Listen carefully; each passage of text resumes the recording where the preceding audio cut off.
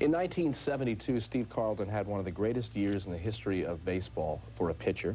He had 27 wins. His ERA was 1.97. He struck out 310, 15-game winning streak. And Tim McCarver at that point said he was the most cooperative ball player in one season perhaps he'd ever known. I also want you to listen to Tim McCarver talking about how the fact is after that, after 72, I guess 78 is when it really started, you became the most misunderstood athlete perhaps of your generation. Here's Tim McCarver, his lifelong close friend, talking about is Carlton misunderstood? That's a bit of a shame. It's more than a bit of a shame because he's a very articulate, intelligent guy. He is more than one-dimensional. There are a lot of players who think only about baseball. Steve has varying interests. He is a verified oenophile. He loves wines. He's been to France a couple of times, to the vineyards there. Does he take himself seriously or too seriously, would you say, at times? At times he takes himself too seriously, yes. At other times he doesn't take himself seriously enough, and which I think is the lighthearted part about him that people don't see. He's a very, very funny man. He is quick-witted, he's sharp, and generally speaking, just has an acute wit and intelligence, and that, as I said, is a shame that people aren't privy to this. One of my favorite stories he told me yesterday about you was traveling cross country. He went hunting with you 7 out of 11 years. You traveled thousands of miles, and I think you were in Missoula, Montana. I could be wrong about this, where it was, but you hadn't spoken to him for 9 hours in the car, and he was giving him the creeps after a while. You didn't answer him, and you saw this old man who had like 3 teeth in his mouth, and he was just sitting by himself, and all of a sudden the music started. You started dancing the polka with this guy, and he thought it was the funniest thing he'd ever seen in his life. You remember that incident? Yeah, I remember that, yeah.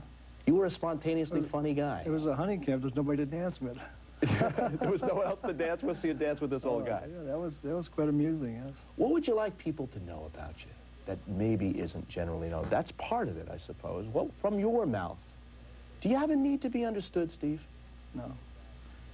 I don't really care if people understand me or not. I don't think it's not important. They should understand themselves. My greatest task is understanding myself and where I fit into the picture of creation, the ongoing process of forever. And it's not important. You should be more in tune with self than people worried about what I do or how I perceive life. Because they have their own problems and their own enigmatic philosophies to figure out about their process. You an old soul? Have you been here before? Oh, do I have recollection? No, but I do believe that. We all have, yes. You're a Taoist, and for those that don't know, Taoism is the belief of long life, everlasting life, and good fortune in one's life. There are also some people who view that kind of ideology in conflict with your inherent love of hunting, although killing wasn't as important. Don't hunt anymore. You stopped hunting. Yeah. Why? I lost my desire to do that. I just... Did killing turn you off? Yeah, pretty much, yeah. Life is... the animals are more interesting alive than they are dead, but... you now actually have pheasant in your ranch in Durango. We used to shoot hunt pheasant, right? Yeah, we used to hunt pheasant quite a bit. Beautiful bird, but they're prettier alive, more interesting. Why did Larry Boa fear you? Because I made him fear me. Why? Why did you make him fear you? He was an antagonist in the clubhouse, and he always, Lazinski, he was always on Lazinski, and Lazinski weighs 200 pounds more than Boa, and I just watched this act go on, and I didn't feel like being pestered